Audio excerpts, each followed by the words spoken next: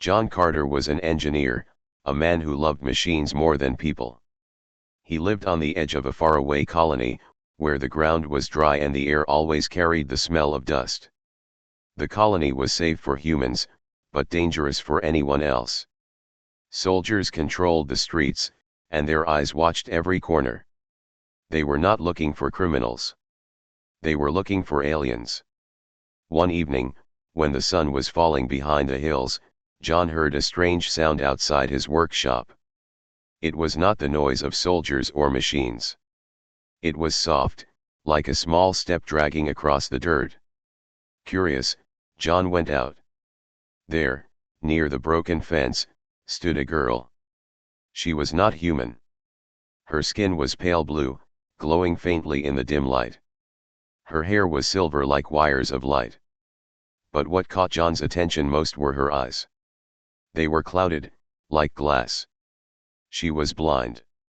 The girl turned her head toward the sound of his footsteps. Her voice was small, trembling, yet clear. "Is someone there?" John froze. He knew what this meant. If the soldiers found out he was talking to an alien, he could lose everything: his freedom, maybe even his life. The law was simple: no human should help aliens. The punishment was death. But something inside him stopped him from walking away. "Yes," John said softly. "I'm here." "Who are you?" The girl hesitated, as if the question was hard for her. "My name is Lyra." She reached her hand forward, feeling the air. Her fingers shook. "Please. I can't see. I'm lost. I don't know where to go." John looked around. The street was empty, but patrol lights flickered in the distance. He should send her away. He should tell her to hide. But her small, blind eyes made his chest tighten. She was young, too young to be left alone in a place like this. "Why are you out here?" John whispered. Lyra's lips trembled. "Soldiers came to my home. They took everyone. I ran. I don't know where I am now. Please, help me." John cursed under his breath. He knew the soldiers did not show mercy. If they caught her, they would drag her away, maybe worse. He also knew that by helping her, he would be branded a traitor. Still, he reached out and gently touched her arm. "Come with me," he said. "Quickly, before someone sees." Lyra followed the sound of his voice. She stumbled, but John caught her hand and led her into his workshop. He closed the door behind them and shut off the lights. For a moment, the room was silent except for the sound of her breathing. "You're safe here," John said. Lyra tilted her head, listening. You are not afraid of me." John sighed. "I should be. But no. I'm not." She smiled faintly. "Most humans are. They say we are dangerous. But I cannot even see." John looked at her more closely. Her eyes were clouded, but her face was gentle, almost childlike. She looked no older than 13. Something about her weakness made him feel angry, not at her, but at the world that hunted her. "Do you want to see again?" John asked without thinking. Her head snapped toward his voice. "See? You can make me see." John hesitated. He was an engineer. He built machines, repaired broken weapons, and made tools for the colony. He had studied light sensors, sound devices, and vision tech. If he combined them, maybe, just maybe, he could build something to give her sight.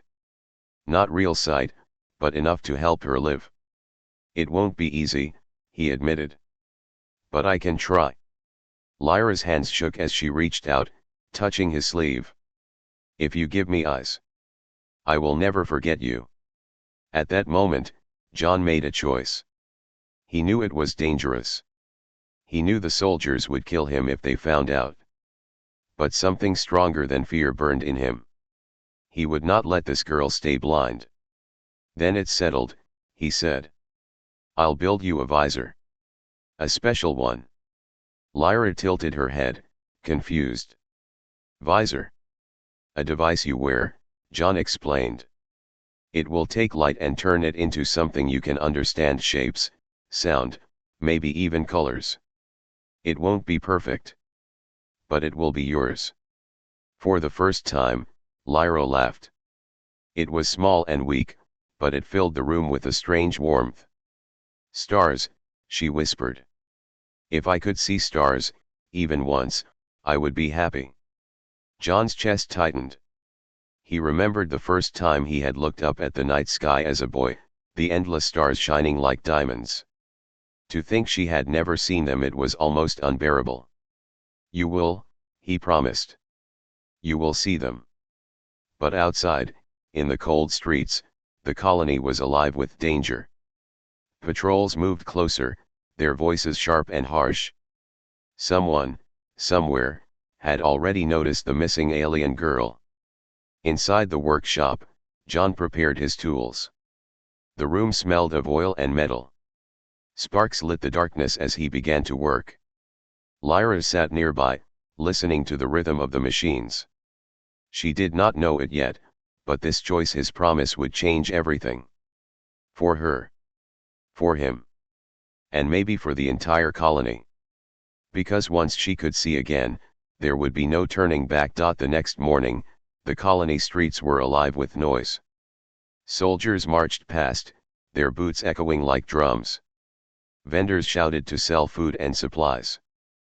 But inside John Carter's workshop, the world was quiet except for the hum of machines. John had locked the doors, sealed the windows, and pulled down the blinds. No one could see what he was doing. He knew if the soldiers found out, it would be the end of him. Yet his hands moved with steady purpose. On the work table lay pieces of metal, wires, and tiny sensors. John's eyes were sharp and focused. He had built weapons, scanners, even machines that could dig tunnels through stone. But this was different. He was building something not for war, not for money, but for one fragile life. Lyra sat nearby, her small hands folded in her lap. She listened carefully to every sound: the clink of tools, the soft hiss of a soldering rod, the spark of a wire being sealed. Her blind eyes turned toward him each time the sound changed. What are you making now?" she asked softly. John glanced at her. "The frame. It has to be light enough for you to wear, but strong enough not to break. Once it's ready, I'll fit the sensors." Lyra tilted her head. "Sensors. They will capture light," John explained patiently, his voice gentle. "But instead of sending it to your broken eyes, they'll send it to this chip. The chip will change the light into signals your brain can read. You'll hear shapes, maybe even see outlines." Lyra's lips parted in wonder. "So, my ears will become my eyes?" John nodded. "Something like that." For a moment, Lyra was silent. Then she whispered, "No one ever tried to help me before. Why are you different?" John froze. The question pierced him deeper than he expected. Why was he doing this? Why risk his life for her? He didn't have an answer he could explain. Maybe it was because she was young, helpless, hunted. Maybe because he was tired of watching soldiers take what they wanted. Or maybe it was because he couldn't stand the idea of someone never knowing what stars looked like. "I guess," John said finally, "because I can." Lyra smiled faintly. Hours passed. The sun fell, and darkness covered the colony. But inside the workshop, light still burned. John worked without rest, driven by a fire he had not felt in years. At last, he lifted the frame of the visor. It was small, curved, made of silver alloy. Thin wires ran along the inside, ending in two soft pads that would rest against Lyra's temples. Tiny lenses glowed faintly at the front. John held it in his hands, testing its weight. Then he turned to her. "It's ready for a trial." Lyra's fingers trembled as he placed the visor gently over her head. The frame clicked into place. She gasped as the pads touched her skin. "Don't be afraid," John said. "Just, listen." He pressed a switch. At once, the visor hummed to life. A soft sound filled Lyra's ears, like gentle bells ringing far away. She stiffened. "What is that?" she whispered. John pointed at the work table. "That's the shape of the table. The visor is turning it into sound. Try turning your head." Lyra turned slowly, her breath catching. The sound shifted, rising and falling as her head moved. It's like the table is singing," she said in awe. John smiled. "Now stand up. Take a step forward." Cautiously, Lyra rose. She stretched her hand out, following the sound. Her fingers brushed the edge of the table. She gasped again, this time louder. I touched it. I knew it was there before my hand reached it." John's chest tightened. For years, he had built machines that destroyed. Now, for the first time, he had built something that gave life. Lyra laughed. It was soft at first, then stronger, filling the room. "I can feel the shapes. The walls, the door, even you." She turned toward him, pointing. "You are standing there. I can hear your shape." John swallowed hard. Her joy was contagious. "Good," he said simply. "That means it works." Lyra pulled the visor off, holding it carefully in her hands. Her clouded eyes filled with something new hope. This is a gift. More than sight. It's freedom." But John's smile faded. He knew what this meant. If anyone saw the visor, they would know he had broken the law. The soldiers would come.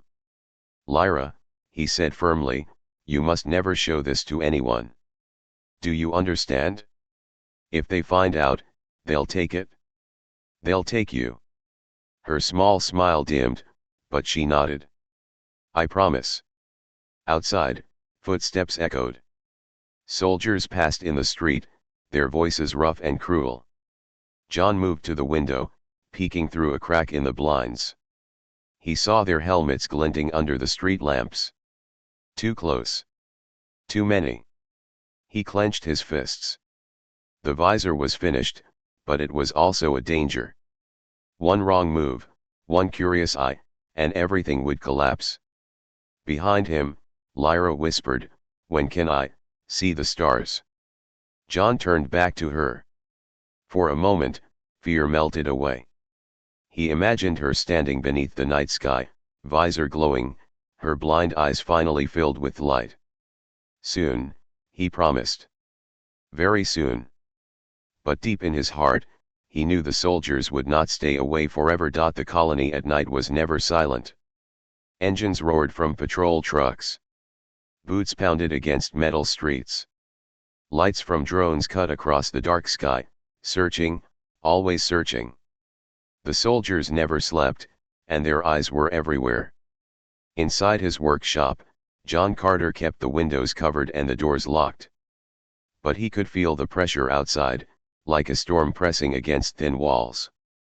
Every hour, soldiers marched past, their voices sharp and cruel. Lyra sat close to the corner, visor resting in her lap. She held it as if it were treasure, her fingers stroking the smooth frame. She had tested it for hours, learning the way sound painted the world for her.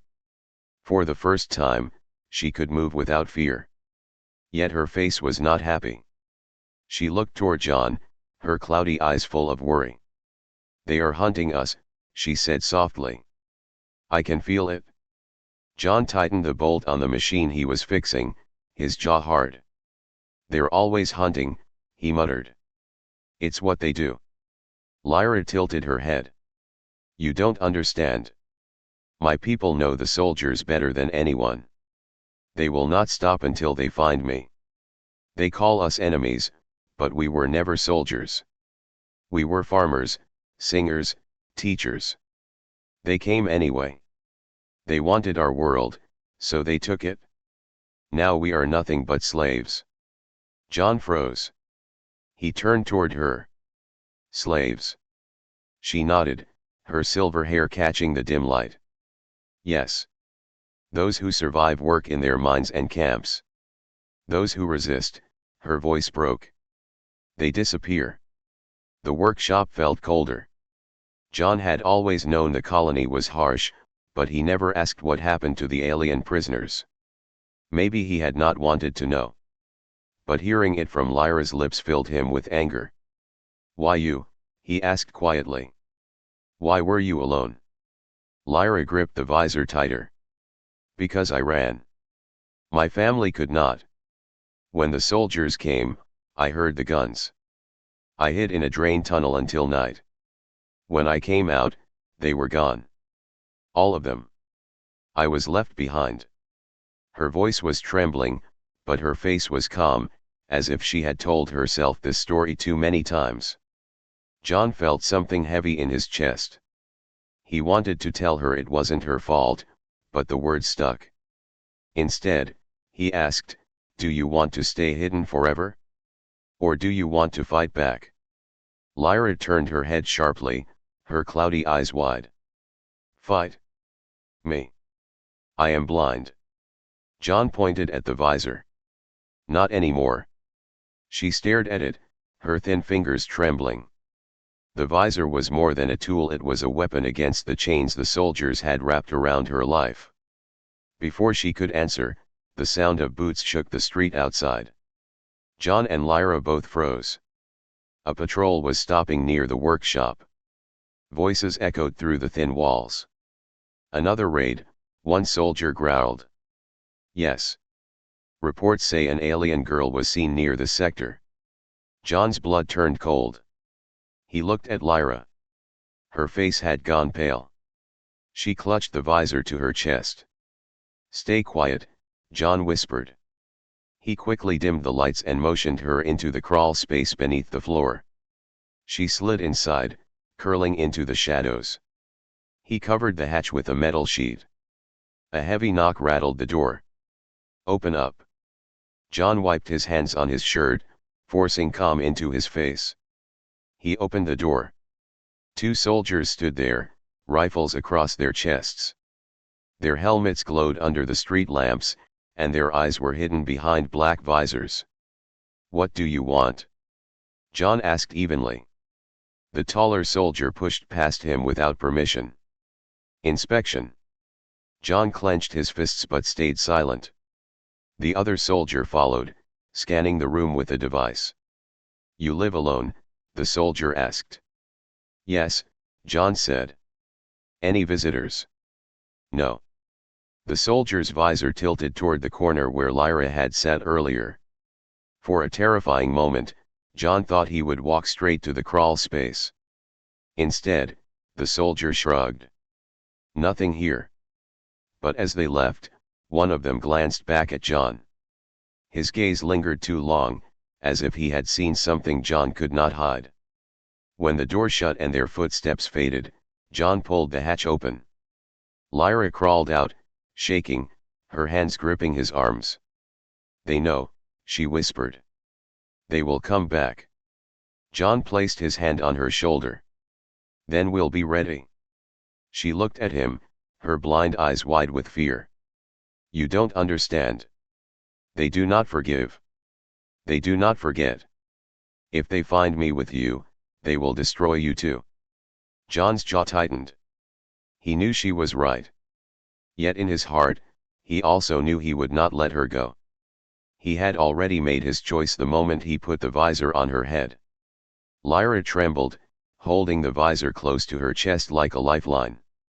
John, if they take me again, I will never be free. I will never see the stars. John looked toward the ceiling, imagining the endless night sky beyond the dust and smoke of the colony. He thought of her words. No, he said firmly. You will see them. I swear it. But outside, the soldiers were already whispering, already planning. Shadows of war stretched over the colony, and soon they would fall upon him and the blind alien girl. Morning came heavy with dust. The colony streets were already alive with noise, vendors shouting, carts creaking, soldiers barking orders at frightened workers. The smell of smoke and oil hung in the air. Inside the workshop, John Carter tightened the last screw on the visor. He had upgraded it during the night, adding a new chip, stronger sensors, and a thin layer of shielding so no scanner could easily detect it. The device looked simple, almost ordinary. But John knew it was more dangerous than any weapon in the colony. Lyra sat on a stool near the window, her head tilted as she listened to the world outside. She held the visor carefully in her hands, almost afraid to wear it again. "Are you ready?" John asked. Her cloudy eyes turned toward him. "Ready," she whispered. John helped her place the visor over her head. The pads touched her temples, and the soft hum filled her ears. Lyra gasped as the shapes around her returned in sound and light. She stood, trembling, and turned her head slowly. The workshop sang with outlines, the tables, the walls, the tools. Everything had its own rhythm, its own note. Lyra smiled, a small tear sliding down her cheek. "It's like, the world is singing to me," she whispered. John smiled faintly. "Then let's test it properly. Come." He led her to the market. It was risky, too risky, but John knew Lyra could not stay hidden forever. If she was to survive, she had to learn how to use the visor in the real world. The streets were crowded. Humans bargained over food, traders shouted prices, and machines rumbled past. Lyra gripped John's arm tightly at first, but slowly, step by step, she began to let go. She listened to the shapes around her, moving carefully. She heard the stalls, the carts, the voices. For the first time, she could walk without stumbling, without fear. John watched her with a tight chest. She was fragile, yes, but she was also brave. Every step she took was a step toward freedom. Then something happened. A breeze moved the dust above, and through a gap in the roof of the market, the sky opened. Stars were not visible in daylight, but the visor picked up the blinding brightness of the sun, turning it into a wave of sound that washed over Lyra like music. She froze, her face tilted upward, her mouth open. "What is it?" John asked quickly. Her lips trembled. "Light. So much light. I never knew it could be this strong. It's beautiful." Her laugh was soft but full of life. She turned, looking at the world around her in a way she never could before. "I can feel colors. Not with my eyes, but with sound. Everything is alive." John smiled. For a moment, all his fears seemed small compared to her joy. But joy did not last long. Near a stall of weapons, a soldier leaned against the wall, watching. His eyes narrowed as he studied the strange device on Lyra's head. He pushed off the wall and started toward them. John saw him and his stomach dropped. "Lyra," he whispered, gripping her arm. "We need to go. Now." She looked confused but obeyed, letting him guide her through the crowd. The soldier followed, his heavy boots striking the ground like drums of doom. John pulled her into an alley, weaving between crates and barrels. They slipped into the shadow of a broken wall. John's hand covered her visor, hiding its faint glow. The soldier passed slowly, scanning the area. His eyes swept over the alley but did not stop. After a long moment, he moved on. Lyra's breath shook. "He saw, didn't he?" John nodded grimly. "Maybe. Maybe not. But word will spread. We can't risk this again." Lyra's face fell. The visor had given her joy, but it had also marked her as dangerous. She touched it gently, her expression torn between hope and fear. "I don't want to hide forever," she whispered. "For the first time, I feel alive. I want to walk, to see, to know the world." I want to see the stars with my own eyes, not from a corner of a room. John's chest ached. He wanted that for her too. But reality was cruel. He looked toward the crowded street, where more soldiers were gathering. Their patrols had grown thicker every day. He turned back to Lyra. "You will see the stars," he promised again. But his voice was heavier now, filled with doubt he could not hide. As they slipped back toward the workshop, John felt eyes on him from the shadows. The jealous mechanic from his crew, Mark Davis, watched from across the market, his lips curling into a smirk. He had seen the strange visor too. And unlike the soldier, Mark knew exactly what John had done. By nightfall, the secret would no longer be a secret. Night fell heavy over the colony. The lamps flickered in the streets, and the air was thick with smoke. Patrols moved in groups, their rifles gleaming under the pale light. People walked quickly, their eyes down, their voices low. In this place, silence was survival. But inside the soldiers' barracks, silence was rare. There, orders were given, rumors traded, and bribes exchanged. And on this night, one man carried a rumor that could change everything. Mark Davis, a mechanic who worked beside John Carter, leaned against the bar table where soldiers often drank. His eyes darted left and right before he spoke. "I saw something," he said in a low voice. The soldier across from him raised a brow. "Something worth my time." Mark's lips curled into a bitter grin. "Maybe. Depends how much it's worth to you." The soldier tossed a coin on the table. "Talk." Mark leaned closer. "Carter. The engineer. He's hiding one of them." The soldier's eyes narrowed. "An alien?" Mark nodded. "Not just hiding. He built something for her. Some kind of visor. She walked through the market like she could see. I saw it with my own eyes." The soldier stiffened. An alien walking free, aided by a human, it was treason.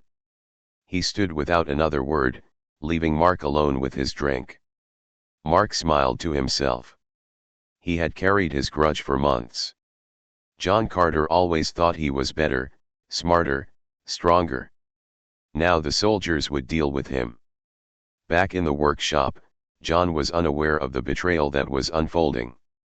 He sat at his bench, repairing a cracked sensor while Lyra rested in the corner. She had removed the visor and was humming softly, her head swaying with the tune. "You sing," John said quietly. Lyra tilted her head.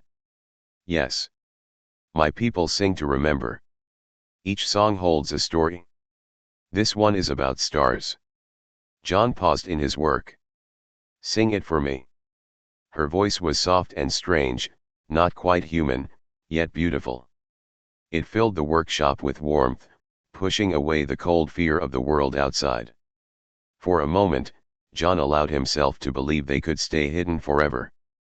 But as the last note faded, heavy boots struck the ground outside. Voices barked orders. John stiffened. He moved to the window and pulled the blinds apart just enough to see. Soldiers. At least 10 of them, moving in formation. His heart pounded. "They're coming," he whispered. Lyra froze. Her hands clutched the visor tightly against her chest. "For me. For both of us," John said grimly. He rushed to the work table, sweeping tools aside. He grabbed a hidden bag, already packed with food, water, and spare parts. He had prepared it days ago, knowing this moment would come. He turned to Lyra. "We have to leave. Now." But before they could move, fists pounded against the door. "John Carter. Open up." Lyra's breath quickened. She looked at him with panic in her clouded eyes. "They know. Someone told them." John's teeth clenched. Mark. It had to be him. The pounding grew louder. "Open the door, Carter, or we break it down." John pulled Lyra toward the crawl space, but she shook her head. "They'll find it. They always find." He cursed under his breath. She was right. The soldiers would tear the place apart. Another crash shook the door. The lock was breaking. John's eyes darted to the back of the workshop. There was a hatch that led to an old drainage tunnel, half buried under sand. Few remembered it existed. "This way," he said, pulling her quickly. They reached the hatch just as the door exploded behind them. Soldiers stormed in, rifles raised. John shoved Lyra through the opening and dropped in after her, slamming the hatch shut. Darkness swallowed them. The tunnel smelled of rust and dust. John grabbed a flashlight from his bag and snapped it on. The narrow passage stretched deep under the colony, a forgotten vein beneath the streets. Lyra's visor hummed to life, letting her sense the walls around her. She clutched John's hand. "Where does it go?" "Outside the colony," he said. "If we're lucky." Above them, the workshop shook as soldiers tore it apart. Shouts echoed, boots stomped, and metal clanged. John and Lyra crawled forward, their breaths loud in the silence of the tunnel. For the first time, Lyra's voice broke. "John, if they catch us." "They won't," he said firmly. But his heart knew the truth: the soldiers would not stop. Behind them, the hatch banged open. Flashlights cut through the dark. Voices shouted down the tunnel. "They're here. After them." John cursed. He pulled Lyra forward faster, the beam of his light bouncing wildly off the walls. The soldiers' boots thundered close behind. The betrayal was complete. The secret was no longer safe. And now, hunted like prey, John and Lyra had no choice but to run. The drainage tunnel stretched like a dark throat under the colony. Dust choked the air, and the walls dripped with old water. John Carter crawled forward with the flashlight, pulling Lyra close behind. Her visor glowed faintly, helping her see the passage through pulses of sound. But behind them, the tunnel roared with noise: boots pounding, soldiers shouting, light slicing through the dark. "They're close," Lyra whispered, her voice shaking. John nodded, sweat dripping down his face. "Keep moving. Don't stop." They pushed forward, the tunnel twisting left, then right. Finally, a faint circle of light appeared ahead. The exit. John's chest tightened with hope. But before they reached it, gunfire exploded. Bullets sparked against the tunnel walls. The soldiers had spotted them.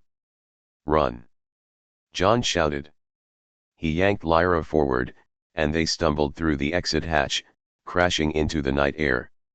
They were outside the colony walls now, in the barren wastelands where ruins of old structures stood like broken teeth against the stars. The wind howled, carrying dust across the cracked ground. For 1 second, Lyra looked up. Her visor sang with the light of the stars above, faint but endless. Her lips parted in awe. "The stars," she whispered. But the moment was shattered by the sound of soldiers pouring out of the hatch. John grabbed Lyra's arm. "No time. Move." They ran through the ruins, dodging broken walls and fallen beams. Lyra's visor guided her, letting her sense the shapes around her. She moved with surprising speed, almost graceful, while John stumbled on the uneven ground. Shouts rang behind them. Flashlights cut through the dark. The soldiers were spreading out, hunting them like wolves. At last, John spotted a collapsed building with a narrow gap beneath it. He shoved Lyra inside, crawling in after her.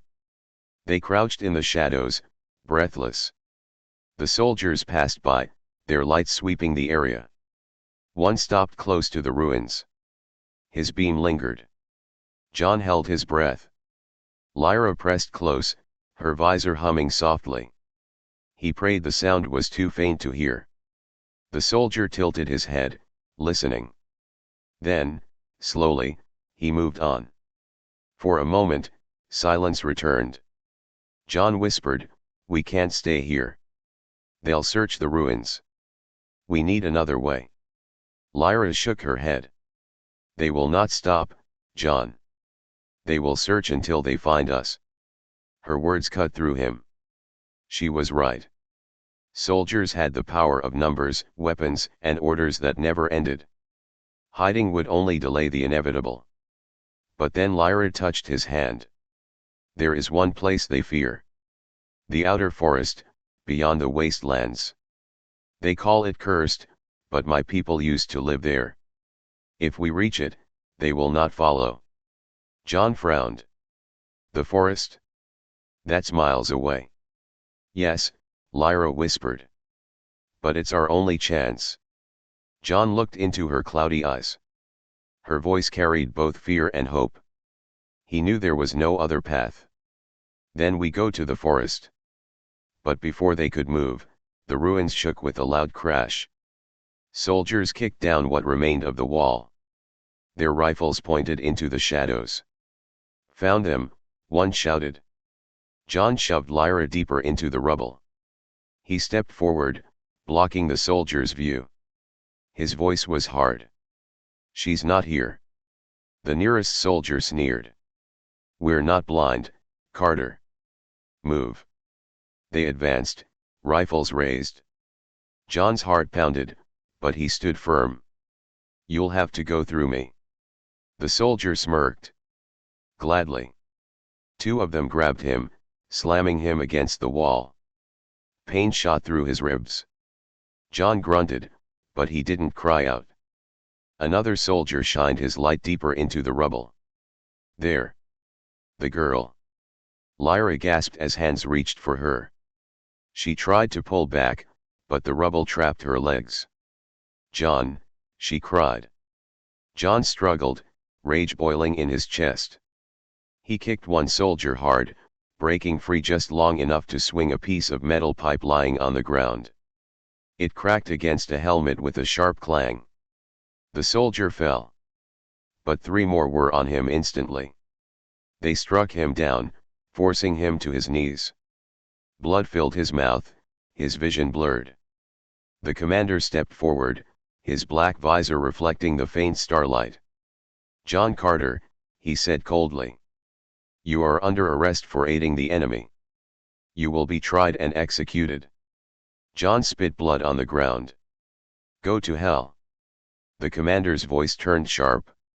Take the girl. Kill the man if he resists again. Two soldiers reached into the rubble, dragging Lyra out.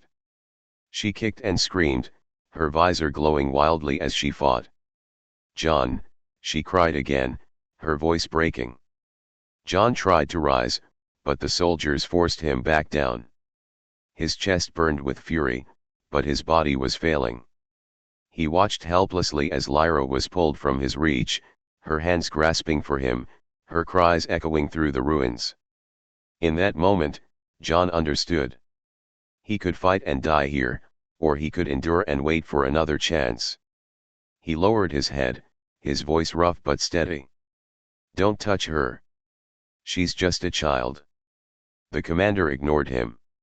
Take them both. Chains snapped around John's wrists. Rifles pressed into his back. Lyra's cries still filled the air as they were dragged toward the colony walls. The soldiers had won this battle. But deep inside, John swore this was not the end. Chains bit into John Carter's wrists as the soldiers marched him and Lyra back through the colony gates. Their boots struck the ground in rhythm, echoing like war drums. Floodlights turned the night into day, and rifles glinted under the pale glow. Lyra stumbled as they dragged her forward, her visor still humming faintly. A soldier ripped it from her head and tossed it aside. The device clattered against the ground, fragile and small. No. Lyra cried, reaching for it, but the soldier yanked her forward. John strained against his chains, fury boiling in his chest. Leave her alone, he shouted. The commander ignored him. Take them to holding. The council will decide what happens next. But Lyra's voice was shaking with panic. John, if they take us inside, we will never leave again. John knew she was right. The holding cells were tombs. Once inside, no one came out alive. The soldiers pushed them through the gates, but Lyra's blind eyes darted wildly, searching for something, anything. Her small hands trembled against the soldier's grip. Then she remembered John's words, "If they come, run. Don't stop." Her heart pounded. Fear screamed inside her, but something stronger pushed back. She could not let it end here, not when she had just begun to see. Lyra took a deep breath. Then, with all the strength in her small body, she twisted, bit the soldier's arm, and tore free. He cursed, stumbling back. In that split second, she dropped low and scrambled across the ground, her hands searching desperately until her fingers touched the visor. She yanked it back over her head. The world sang to her once more. Shapes, walls, soldiers, she could sense them all. And ahead, just beyond the gates, the ruins stretched into the open wasteland. "Run!" John shouted, his voice raw. Lyra sprinted. Her small legs carried her faster than she ever thought possible.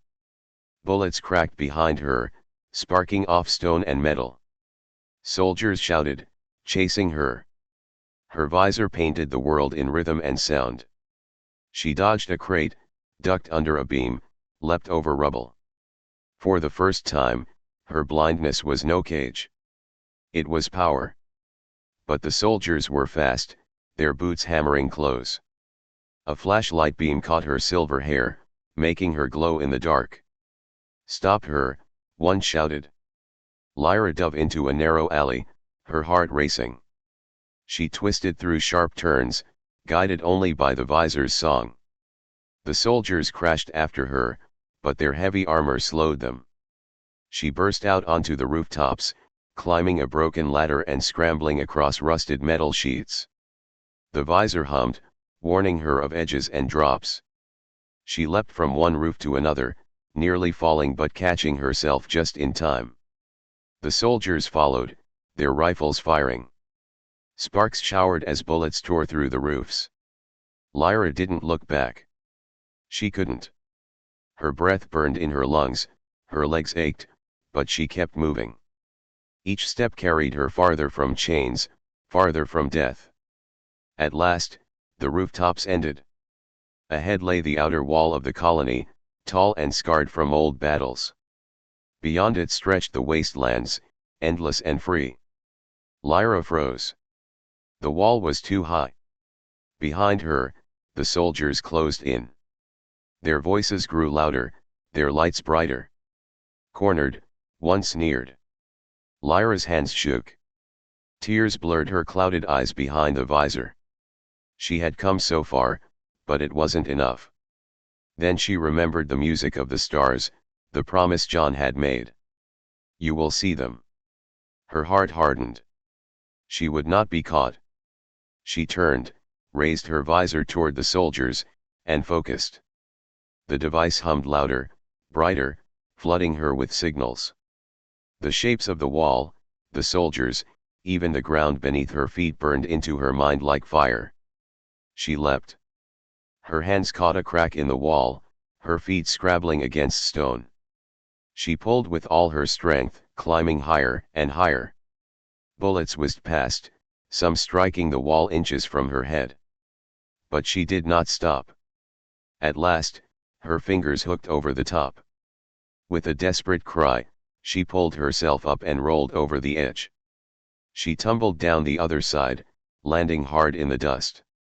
Pain shot through her body, but she pushed herself up, gasping. The soldiers shouted from above, their lights sweeping the wastelands. But they did not follow. The cursed lands beyond the wall were filled with stories, monsters, traps, and things even the army feared. Lyra staggered to her feet, clutching the visor to her face. Her legs shook, but she kept walking into the darkness. Behind her, the colony walls rose like a prison. Inside, John was still chained, still held by the soldiers. But Lyra was free. And in her heart, a fire burned. She would not leave him. She would find a way back. She would save him. For the first time, She was not just a blind alien girl. She was a survivor. The wastelands stretched endless and cruel. Cracked earth, broken ruins, and the skeletons of old machines littered the land. The wind howled through the hollow shells of buildings, carrying dust like smoke. Few dared to cross this place, but Lyra walked on, her visor humming softly, guiding her through the dark. Her legs ached, her lips were dry, but she refused to stop. Each step took her farther from the soldiers, but closer to a promise. John was still inside the colony, chained and alone. She could feel his voice echoing in her mind, "You will see the stars. I swear it." Hours passed. The night grew colder. Lyra stumbled near the ruins of a collapsed tower, her visor warning her of jagged metal. She leaned against a wall, gasping for breath. Her body shook, but she whispered to herself, "I cannot give up. Not now." Suddenly, a sound cut through the wind. Not soldiers, different. Softer, careful footsteps. Lyra froze, her visor pulsing with shapes in the shadows. Figures moved around her, silent but steady. "Who's there?" she whispered. A voice answered, rough but calm. "Stay still. We don't want to hurt you." Lyra's heart raced. She clutched the visor tighter. "If you are soldiers, I will fight." A second voice laughed softly. "Soldiers? No. We hate them as much as you do." Shapes emerged from the ruins. Men and women, some human, some alien.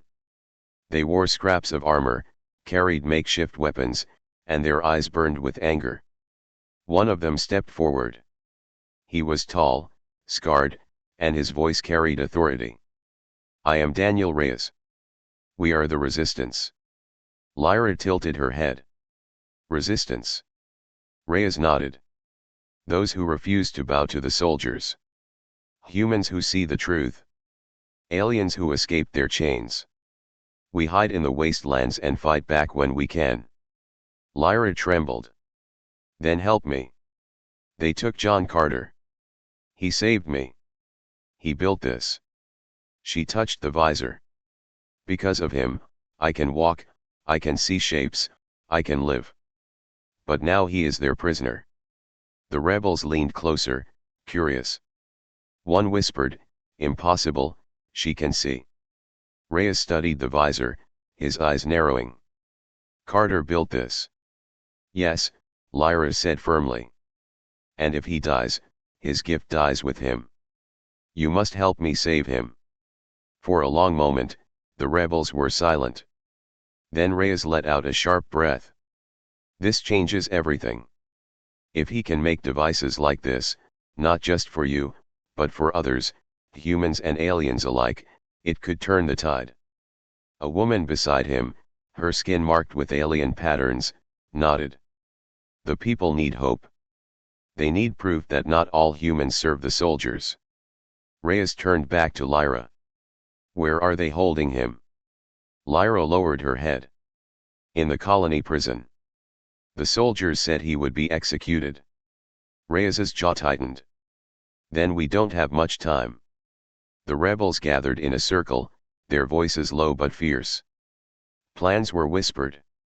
Routes into the colony discussed. Weapons counted. Lyra sat quietly, clutching the visor. For the first time since her escape, she did not feel alone. These people believed in her. They believed in John.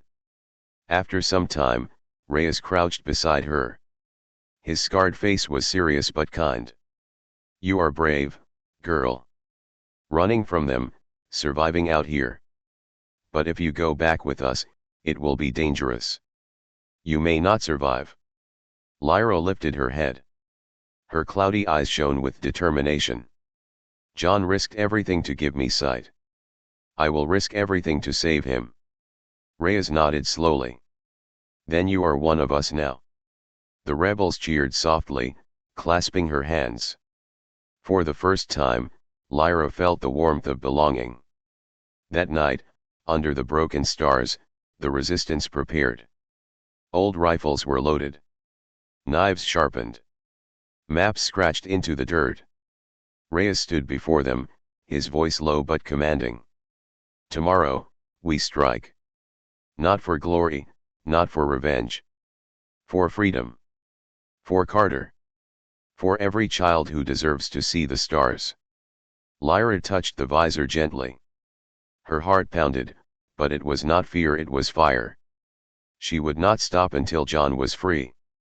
In the distance, the colony lights burned like a cage. But now, Lyra was not just a frightened girl running from soldiers. She was a fighter, part of something larger. And the soldiers who thought they had won were about to learn the truth. The prison was a tomb of steel and shadows. Its walls were thick, its halls cold, and its air smelled of rust and fear. Inside, John Carter sat chained to the wall of a dark cell. His wrists bled from the iron cuffs, and his body ached from the beating he had endured. Soldiers had dragged him here after the raid. They wanted answers. Where had the alien girl gone? Who else had seen the visor? But John had said nothing. Now, in the silence, he fought the pain with sheer will. His mind replayed Lyra's face, her voice, her laughter when she first saw the world. That memory was the only light in the darkness. The cell door creaked open. A soldier stepped in, followed by the commander, the same man who had captured him. The commander's visor gleamed, reflecting the faint light. "John Carter," the commander said, his voice cold. "You can make this easy. Tell us where the girl is." John's jaw tightened. "I don't know."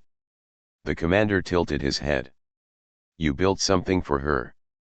A device. We found traces of it.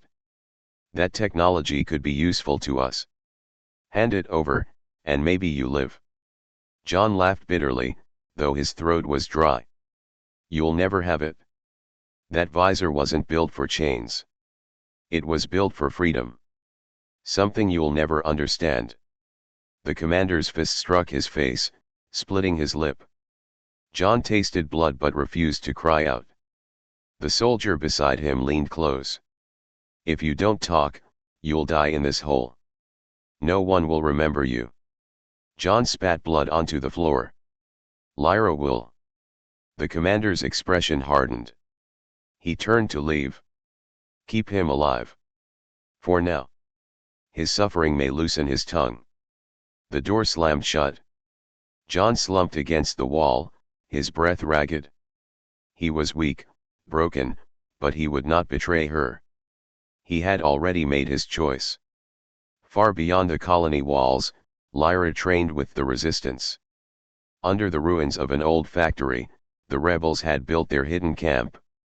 Fires burned in barrels, weapons hung from racks, and maps were pinned to cracked walls. Men and women, human and alien alike, prepared for battle. Lyra stood among them, visor glowing softly. She practiced moving through the camp, dodging obstacles, hearing shapes before she touched them.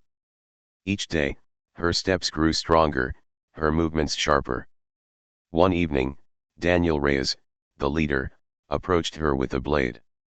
"Hold this," he said, placing it in her hand. Lyra's fingers trembled. "I've never held a weapon." Reyes looked her in the eye. "You don't have to kill. But you must learn to defend yourself. The soldiers will not show mercy." She swallowed hard, nodding. They trained her in silence and speed. She learned to hear the sound of footsteps before they drew near, to feel the rhythm of a room before entering. With the visor, she could sense more than most sighted fighters. Soon, she was slipping past guards in practice drills, surprising even the seasoned rebels. "You fight like you've done this all your life," one rebel said in awe. Lyra shook her head. "No, I fight because I must." At night, when the others slept, she sat alone under the broken roof, staring at the stars. They sang to her through the visor, faint but endless. She whispered to them, "Wait for him. Wait for John. I will bring him back." Days passed, and the resistance prepared. Scouts mapped the prison routes. Engineers sabotaged colony patrols. Weapons were sharpened, plans refined. Reyes gathered the fighters around a fire. His voice was firm. Tomorrow, we strike. The prison will fall. But we must move fast. Once the alarms ring, the soldiers will flood the colony. Our goal is simple: free Carter, then vanish. Lyra stepped forward. I will lead you to him. I know his voice. Even in the dark, I will find him. The rebels murmured in agreement. Her courage lit their own hearts. Reyes nodded. Then tomorrow, we fight not just for Carter, but for every slave, every prisoner, every voice they tried to silence. Back in his cell, John lay half-conscious. His body screamed with pain, but his spirit refused to break. He thought of Lyra. Was she safe? Was she free? He didn't know. But deep inside, he felt something. A spark. A promise. She would not abandon him. And when the storm came and he knew it would carry her voice, her fire, her freedom. He whispered to the darkness, his lips barely moving. Hold on, Lyra. I'll see the stars with you. The night was silent, but the prison was alive with lights. Towers shone with spotlights, drones circled the sky, and soldiers patrolled the gates. The air was thick with tension, like the world was holding its breath. In the ruins beyond the walls, the resistance prepared to strike. Daniel Reyes crouched with his fighters, weapons ready, eyes sharp. Beside him stood Lyra, her visor glowing faintly. She gripped a small blade in her hand, her heart racing. Fear twisted inside her, but stronger than fear was the promise she carried: John is waiting. I will not leave him. Reyes whispered, remember the plan. Fast and loud. We free Carter and run before they bring reinforcements. The rebels nodded. Then the first shot rang out. A rebel sniper fired from the shadows, striking a guard tower. Alarms screamed, lights blazed, and chaos exploded. Rebels surged forward, throwing smoke grenades, firing rifles, clashing with the stunned soldiers. Lyra darted into the smoke, her visor guiding her through shapes and shadows. The world sang in pulses and echoes, each wall and body outlined for her. Soldiers rushed past, shouting orders, but she slipped between them like a ghost. She pushed through the chaos, her ears straining for one sound. John's voice. Inside his cell, John Carter jerked awake at the sound of alarms. Boots thundered in the halls, doors slammed, shouts echoed. What now? He muttered weakly. Then, faintly, over the noise, he heard something: a soft voice calling his name. John. His heart pounded. That voice. It was impossible. But it was her. Lyra, he shouted, his voice raw. Lyra heard him. Her head snapped toward the sound. The visor pulsed, guiding her through the smoke-filled halls. She ran, dodging soldiers locked in battle with rebels. Her blade flashed once, cutting a soldier's arm when he grabbed her. She ducked under his cry and kept moving. Finally, she reached a heavy cell door. Behind it, she heard chains clinking, and John's voice, weak but alive. Lyra. Her breath caught. I'm here. Get back. It's too dangerous. But she shook her head. I didn't come this far to leave you. She pressed her hands against the lock, fumbling. Then Reyes appeared, dragging a stolen keycard.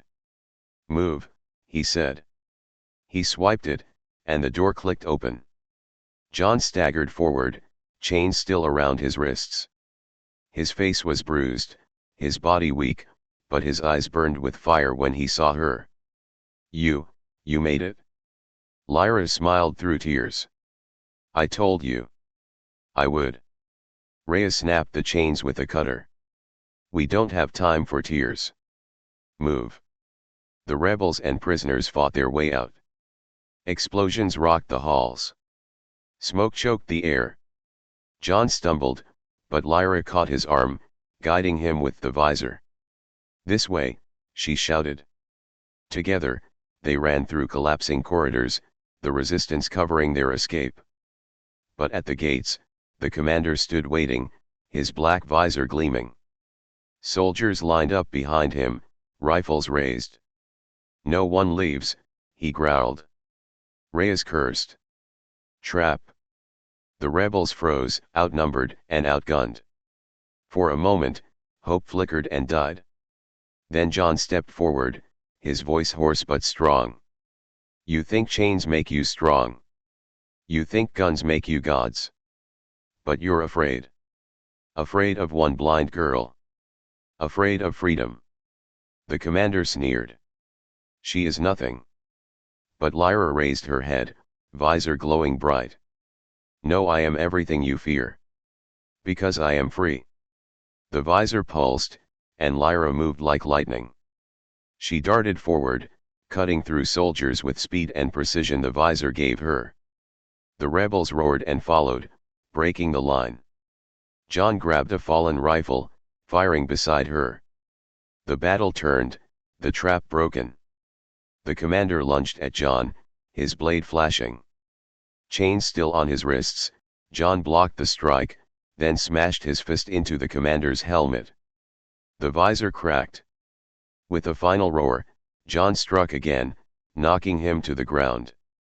Silence fell. The soldiers broke, retreating in panic as the resistance surged forward. Reyes shouted, "Go! Now!" They poured through the gates, vanishing into the wastelands. Behind them, the prison burned. Later, under the broken stars, the resistance rested. Fires burned low, weapons lay beside tired hands. John sat on the ground, his body weak but alive. Beside him, Lyra gazed at the night sky, visor humming softly. Her cloudy eyes filled with tears. "John. I can hear them. The stars. They sing." John looked up, his chest tight. "Then you've seen more than most of us ever will." Lyra turned to him, her small hand finding his. "You gave me sight. I gave you freedom. Now, we fight together." John squeezed her hand, a faint smile on his bruised face. "Together." And as the stars burned above, the resistance knew their fight had just begun. But hope was alive.